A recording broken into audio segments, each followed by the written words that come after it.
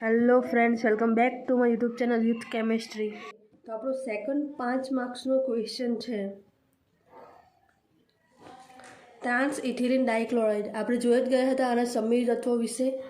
તો trans ethylene ડાઇક્લોરાઇડ માટે C2H ગુણાકાર કોષ્ટક પૂછી શકે, અથવા એને શું કહેવાશે 1,2-ડાયક્લોરોઇથિન પણ કહેવાય. ઓકે, એટલે કન્ફ્યુઝ નહીં થતા. તમને ટ્રાન્સ ઇથિલિન ડાઇક્લોરાઇડ પણ પૂછી શકે અને 1,2-ડાયક્લોરોઇથિન પણ પૂછી શકે. ઓકે, તો સૌ પ્રથમ જોઈ લેવાનું છે. પહેલાં તો આનું સ્ટ્રક્ચર જે આપણે દોરતા છે, સમીર તત્વો દર્શાવવાના છે, ત્યારબાદ આપણે 3 પોઈન્ટ લખવાના છે એના ઉપરથી, ને ત્યારબાદ આપણું આવશે ગુણાકાર કોષ્ટક. ઓકે, તો પહેલાં જોઈ લઈએ કે ટ્રાન્સ ઇથિલિન ડાઇક્લોરાઇડ લખાશે કેવી રીતે. તો પહેલાં આપણે કીધું જ છે, સૌપ્રથમ ઇથિલિન દર્શાવી દો. થોડુંક સ્ટ્રક્ચર એઝ પોસિબલ મોટું દોરો કે જેથી ક્લિયર તમારું પેજ કમ્પ્લીટ થઈ શકે. ઓકે, ત્યારબાદ હવે એચ ને સીએલને કઈ રીતે દર્શાવવાના છે. ટ્રાન્સ મીન્સ શું થશે, સામે સરખા. ઓકે, તો પહેલાં તો સીએલ અહીંયા છે એટલે ટ્રાન્સ મીન્સ સીએલની સામે જ સીએલ પરમાણુ હશે. ત્યારબાદ એચ, તો એચની સામે જ એચ પરમાણુ હશે. ઓકે, આ થઈ ગયું આપણું ટ્રાન્સ ઇથિલિન ડાઇક્લોરાઇડ. હવે યાદ રાખવાનું છે C2 અક્ષ ક્યાંથી લખવાની છે આપણે. ટ્રાન્સ ઇથિલિન ડાઇક્લોરાઇડ હશે તો આપણે વચ્ચેથી C2 અક્ષ ડ્રો કરવાની છે. ઓકે, અને જો 6 ઇથિલિન ડાઇક્લોરાઇડ હશે તો આ રીતે સમતલ બનાવીને અહીંયાથી ઉપરથી C2 અક્ષ ડ્રો કરવાની છે. ઓકે, હવે ટ્રાન્સ ઇથિલિન ડાઇક્લોરાઇડના સંમિલિત તત્વ જોઈ લઈએ. તો પહેલું તો E કોમન છે, સંમિલિત તત્વ કોમન છે. ત્યારબાદ વ્યસ્તીકરણ બિંદુ સ્મોલ આઈ, તો જોઈ લઈએ સામે સેમ પરમાણુ છે, સેમ છે. ઓકે, તો વ્યસ્તીકરણ બિંદુ આઈ પણ હાજર છે અહીંયા. ત્યારબાદ છે આપણી C2Z અક્ષ હાજર છે. ત્યારબાદ જોઈએ આરસી તલ કયો છે, સિગ્મા એચ છે, સિગ્મા બી છે કે સિગ્મા ડી છે. તો હવે ટ્રાન્સ ઇથિલિન ડાઇક્લોરાઇડમાં એક જ આરસી તલ હાજર છે, સિગ્મા એચ. ઓકે, આની સમજૂતી આપણે આગળના વિડીયોમાં જોઈ જ ગયા છે, એટલે આપણે ડાયરેક્ટલી સમિતિ તત્વો દર્શાવ્યા છે આ વખતે. ઓકે, તો સૌપ્રથમ એનું સ્ટ્રક્ચર દોરો, એના સમિતિ તત્વો કયા છે એ લખો. હવે લખીએ આપણા 3 મેઇન પોઈન્ટ જે આપણે આના ઉપરથી જ લખવાના છે. તો સૌપ્રથમ જોઈએ કે ટ્રાન્સ ઇથિલિન ડાઇક્લોરાઇડ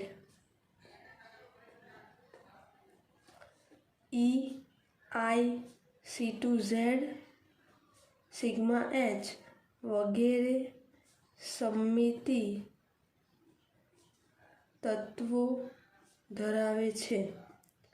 ઓકે, આ ફર્સ્ટ પોઈન્ટ થઈ ગયો, સિમ્પલ છે કે જે ટ્રાન્સ ઇથિલિન ડાઇક્લોરાઇડ છે એ C2Z અને સિગ્મા એચ વગેરે સમમિત તત્વો ધરાવે છે. ઓકે, ત્યારબાદ ત્રણેય ક્વેશ્ચનમાં આપણા પોઈન્ટ સેમ જ છે. ઓકે, ખાલી થોડું આના રિલેટેડ ચેન્જ કરવાનું છે, એટલે ગોખવાની જરૂર નથી. ત્યારબાદ નેક્સ્ટ જોઈએ સમમિતિ વિધિનું સંકલન કરતા આપણને ટ્રાન્સ ઇથિલિન ડાઇક્લોરાઇડના અણુનું બિંદુ સમૂહ C2H મળે છે. ઓકે, શું છે સમમિતિ વિધિનું સંકલન કરતા આપણને ટ્રાન્સ ઇથિલિન ડાઇક્લોરાઇડના અણુનું બિંદુ સમૂહ કયું મળશે, C2H. ઓકે, C2H મળે છે. ત્યારબાદ લાસ્ટ પોઈન્ટ, હવે દરેક સમમિતિ તત્વોને નીચે પ્રમાણે હાર અને કોલમમાં ગોઠવી નીચે મુજબ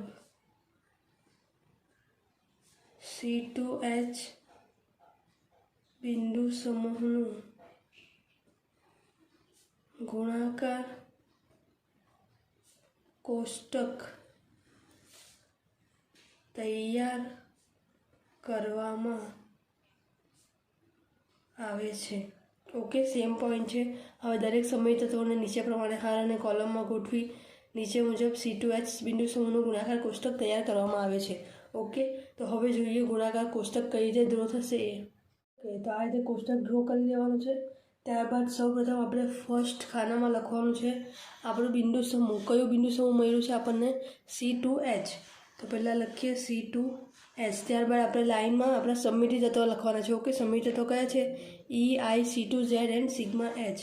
તો લખી દઈએ આઈને આપણે લાસ્ટમાં લખવાનું છે, બરાબર. પહેલાં યાદ રાખવાનું છે કે પહેલાં એક કોમન જે છે જે બધા જ અણુમાં હાજર હોય એ લખો. ત્યારબાદ આપણી જે મુખ્ય અક્ષ છે, પ્રધાન અક્ષ છે એ લખો. ત્યારબાદ બાકીના સમમિતિ તત્વો લખવાના છે. તો EC2Z I and sigma H. Okay, આ રીતે લખી દીધું. ત્યારબાદ પાછું એઝ ઇટ ઇઝ બિંદુ સમૂહ નીચે લાઇનમાં પાછા સમમિતિ તત્વો કોપી પેસ્ટ કરવાના છે. EC2Z small I and sigma H. All right. ત્યારબાદ હવે ફરીથી શોર્ટકટ જ રીત બતાવું છું. ઓકે, ક્રોસ ગુણાકાર બધું ડિટેલમાં નથી જતા. આપણે મેઇન વસ્તુ શું છે કે આપણે કેવી રીતે ઇઝીલી યાદ રાખવાનું એ જ આપણે જોતા છે. તો હવે આ જે સમમિતિ તત્વો છે એને એઝ ઇટ ઇઝ લાઇનમાં પાછા ફરીથી કોપી કરી દેવાના છે. As it is EC2Z small I and sigma H. Okay, એકવાર કોપી કર્યા. હવે આ રીતે અહીંયા પણ કોપી કરવાના છે. લખાઈ ગયું છે, C2Z small I and sigma H. Okay, ત્યારબાદ આપણે એક રૂલ્સ જોયો હતો. કયો જોયો હતો? સેમ સમમિતિ તત્વનો જ્યારે ક્રોસ ગુણાકાર કરવાનો હોય ત્યારે શું આવશે? આવશે. સમમિતિ તત્વ જ આવશે. જ્યારે same small I cross small I હશે, સેમ સમમિતિ તત્વનો ગુણાકાર હશે ત્યારે જ આવશે. Sigma H cross sigma H એટલે કે હવે યાદ રાખવાનું છે શું? જો C2Zનો ક્રોસ ગુણાકાર કોની સાથે કરવાનો છે? સ્મોલ I સાથે. આપણી પાસે કેટલા છે? 3 સમમિતિ તત્વ છે આયરા સિવાયના, બરાબર. તો C2Z આવી ગયું છે, I આવી ગયું છે, તો બાકી કયું બચ્યું? Sigma H. એટલે સિગ્મા H લખી દઈએ. ત્યારબાદ C2Z છે, સિગ્મા H છે, બાકી કોણ બચ્યું? Small I. ઓકે, હવે I આવી ગયું, C2Z આવી ગયું, બાકી કોણ બચ્યું છે? Sigma H. ત્યારબાદ I સિગ્મા H, કોણ બચ્યું? C2Z. ત્યારબાદ સિગ્મા H ક્રોસ C2Z, કોણ બાકી છે? Small I. ત્યારબાદ સિગ્મા H ક્રોસ I, કોણ બાકી બચ્યું? C2Z. ઓકે, તો આ ઇઝી રીત છે તમારે ગુણાકાર કોષ્ટક મોડે કરવા માટે. સો તમને આ રીતે એક 5 માર્ક્સમાં ક્વેશ્ચન પૂછી શકાય છે ને આટલું નહીં પૂછાશે, એની સાથે કંઈક જોઈન્ટ કરી શકે છે. ગુણાકાર કોષ્ટક એટલે શું? ઓકે, તો એને આ ક્વેશ્ચન મળીને 5 માર્ક્સમાં પૂછી શકાય છે. Thank you. ઓકે, તો હવે નેક્સ્ટ ક્વેશ્ચન છે આપણો એબેલિયન અને નોન એબેલિયન સમૂહ એટલે શું? આ મોટેભાગના પેપરોમાં 1 માર્ક્સમાં બી પૂછાઈ શકતો હોય અથવા તો 5 માર્ક્સમાં પણ પૂછી શકે છે. ઓકે, તો આપણે શું કરવાનું છે? ખાલી એબેલિયન અને નોન એબેલિયન સમૂહની ડેફિનેશન, વ્યાખ્યા લખવાની છે અને એને એક એક્ઝામ્પલ દ્વારા સમજાવવાનું છે. ઓકે, તો જોઈ લઈએ પહેલાં એબેલિયન એટલે શું. એબેલિયનની ડેફિનેશન જોઈ લઈએ પહેલાં. એબેલિયન, ઓકે, તો શોર્ટ એન્ડ સિમ્પલ ડેફિનેશન છે એની. જો સમૂહમાં રહેલા બધા સમમિતિ તત્વો એકબીજા સાથે કોમ્યુટ થતા હોય તો તે સમૂહ એબેલિયન સમૂહ કહેવાય છે. ઓકે, સિમ્પલ ડેફિનેશન છે. જો સમૂહમાં રહેલા બધા સમમિતિ તત્વો આપણને ખબર છે કયા કયા છે. સમમિતિ તત્વો એકબીજા સાથે કોમ્યુટ એટલે કે જોડાતા હોય તો તે સમૂહ કયું કહેવાય? એબેલિયન સમૂહ કહેવાશે. ઓકે, હવે જોઈએ નોન એબેલિયન સમૂહ. તો તમને આઈડિયા આવી જ ગઈ હશે કે નોન એબેલિયન સમૂહ કોને કહેવાશે. જોઈ લઈએ એકવાર ડેફિનેશન એની પણ. સેન્ટેન્સ જ આપણે બનાવવાનું છે. ઓકે, જો સમૂહમાં રહેલા બધા સમમિતિ તત્વો એકબીજા સાથે કોમ્યુટ થતા ન હોય તો તે સમૂહ નોન એબેલિયન સમૂહ કહેવાય છે. ઓકે, સિમ્પલ ડેફિનેશન છે. જો સમૂહમાં રહેલા બધા સમી તત્વો એકબીજા સાથે કોમ્યુટ થતા ન હોય તો તેને શું કહેવાશે? નોન એબેલિયન સમૂહ કહેવાશે. આ થઈ ગયું આપણી ડેફિનેશન. હવે એને એક એક એક્ઝામ્પલ દ્વારા સમજીએ. ઓકે, તો પહેલાં તો આપણે એબેલિયન સમૂહનું એક્ઝામ્પલ આપીએ. એનું એક્ઝામ્પલ છે પાણીના અણુ દ્વારા આપીએ. ઓકે, આપણે એબેલિયન માટે પાણીનો અણુ આપીએ, ઓક્સિજન, હાઇડ્રોજન. હવે આપણને ખબર જ છે આમાં કયા સમય તત્વ છે. એક તો ઈ છે, ત્યારબાદ અક્ષ કઈ આવશે? C2Z અક્ષ આવશે, એટલે C2Z છે. અને આર્સિટલમાં કોણ છે? એક તો આ સિગ્મા V1 થઈ ગયું, સિગ્મા V1, એન્ડ બીજું છે સિગ્મા V2. ઓકે, તો આ 4 સમી તત્વો છે. હવે આ કોમ્યુટ થાય છે, બરાબર.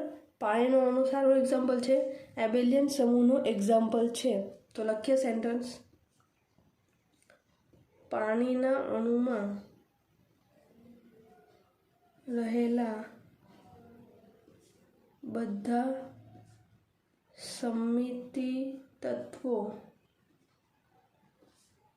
એકબીજા સાથે કોમ્યુટ થતા હોવાથી H2O એ એબેલિયન સમૂહનું ઉદાહરણ છે. ઓકે, સિમ્પલ સેન્ટેન્સ છે. આકૃતિ પરથી જોઈને બતાવવાનું છે કે પાણીના અણુમાં રહેલા બધા સમી તત્વો એકબીજા સાથે કોમ્યુટ થાય છે, તેથી H2O એ એબેલિયન સમૂહનું ઉદાહરણ છે. ઓકે, હવે નોન એબેલિયન સમૂહનું ઉદાહરણ જોઈ લઈએ. તો એનું એક્ઝામ્પલ છે NH3. NH. ઓકે, હવે આપણને ખબર છે એક સમી તત્વ કોમન છે E. હવે જોઈએ આની અક્ષ કઈ થશે? C3Z અક્ષ થશે. ઓકે, આપણે ખબર જ છે સમી તત્વ કયા કયા આવશે તે. ત્યારબાદ સિગ્મા V કેટલી આવશે? એક તો આ sigma V1, sigma V2 and sigma V3, એટલે 3 સિગ્મા V આવશે. આ થઈ ગયા આપણા સમમિતિ તત્વો. હવે આના ઉપરથી જ એઝ ઇટ ઇઝ જેવું આ સેન્ટેન્સ બનાવ્યું એ જ સેન્ટેન્સ અહીંયા બનાવવાનું છે. જોઈએ કઈ રીતે. એમોનિયા અણુમાં રહેલા બધા સમિતિ તત્વો એકબીજા સાથે કોમ્યુટ થતા ન હોવાથી NH3 એ નોન એબેલિયન સમૂહનું ઉદાહરણ છે. ઓકે,